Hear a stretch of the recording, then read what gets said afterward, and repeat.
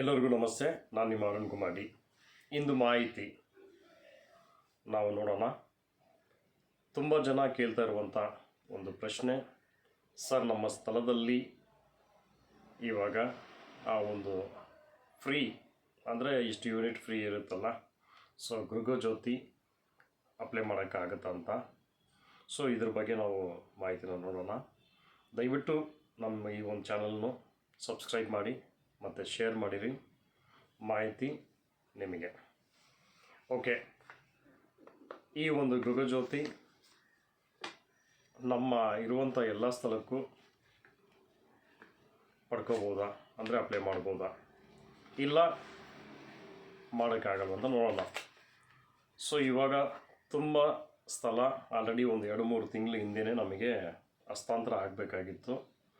But ಈ ಒಂದು metre ವಿಚಾರದಿಂದ ನಮಗೆ ಡಿಲೇ ಆಗ್ತಾಯಿತ್ತು. ಸೊ ತುಂಬ ಸ್ಥಳ ಈ ಒಂದು ಮೀಟ್ರ್ ವಿಚಾರದಲ್ಲೇ ಸ್ವಲ್ಪ ಡಿಲೇ ಆಗ್ತಾಯಿತ್ತು.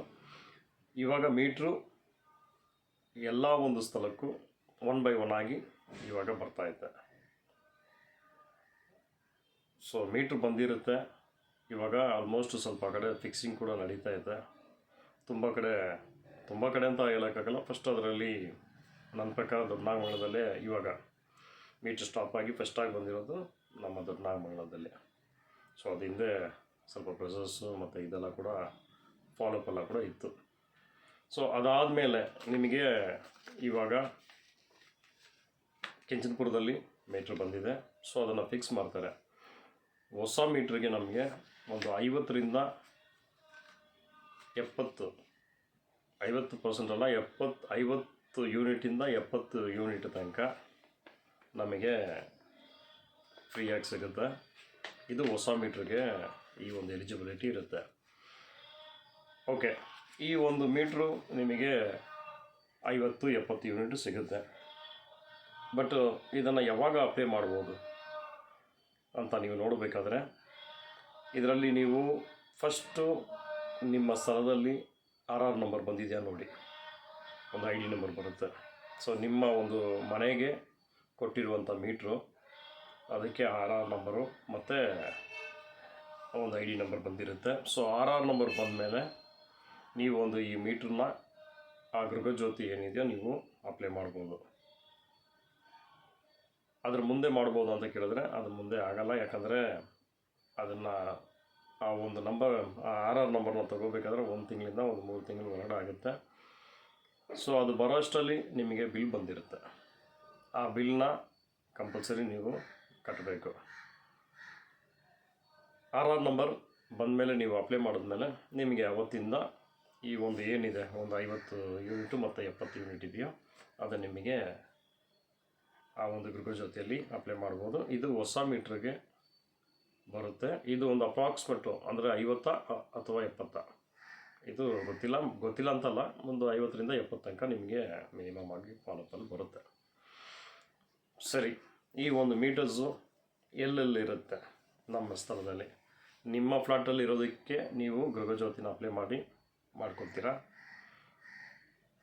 ಇಲ್ಲದೇ ಇರುವಂಥ ಸ್ಥಳ ಅಂದರೆ ಇವಾಗ ಕಾಮನ್ ಆಗಿ ಬರುವಂಥ ಬಿಲ್ಸು ಅಥವಾ ಎಲ್ಲೆಲ್ಲಿರ್ಬೋದು ಅಂತ, ನಿಮಗೆ ಎಲೆಕ್ಟ್ರಿಕ್ ಮೀಟ್ರು ನಿಮ್ಮ ಮನೆಯಲ್ಲಿ ಅಂದರೆ ನಿಮ್ಮ ಫ್ಲಾಟಲ್ಲಿ ಇರುತ್ತೆ.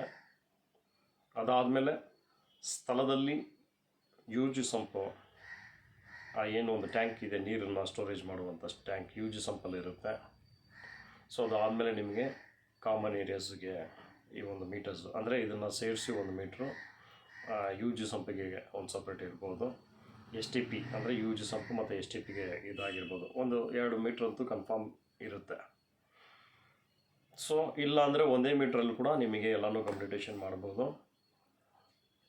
ಇದೆಲ್ಲ ಕಾಮನ್ ಆಗಿರುವಂಥ ಒಂದು ಮೀಟರ್ಸು. ನಿಮ್ಮ ಮನೆ ಅಲ್ಲಿರೋದಕ್ಕೆ ನೀವು ಗೃಹಜ್ಯೋತಿನ ಅಪ್ಲೈ ಮಾಡ್ತೀರಾ. ಬಟ್ ಇದನ್ನು ಅಪ್ಲೈ ಮಾಡೋಕ್ಕೆ ಆಗಲ್ಲ.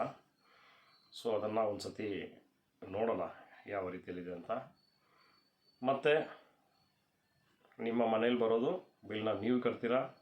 ಈ ಕಾಮನ್ ಆಗಿ ಬರ್ತಾ ಇರುವಂಥ ಬಿಲ್ನ ಒಳಗಡೆ ಯಾರು ವಾಸ ಮಾಡ್ತಾಯಿದ್ದಾರೋ ಸೊ ಎಲ್ಲರೂ ಸೇರಿಕೊಂಡು ಅಥವಾ ಪರ್ಸಂಟೇಜ್ ವೈಸು ಏನಾದರೆ ಡಿವೈಡ್ ಮಾಡಿಕೊಂಡು ಕಟ್ಟಕ್ಕೆ ಮುಂದೆ ಹೋಗ್ತೀರಾ.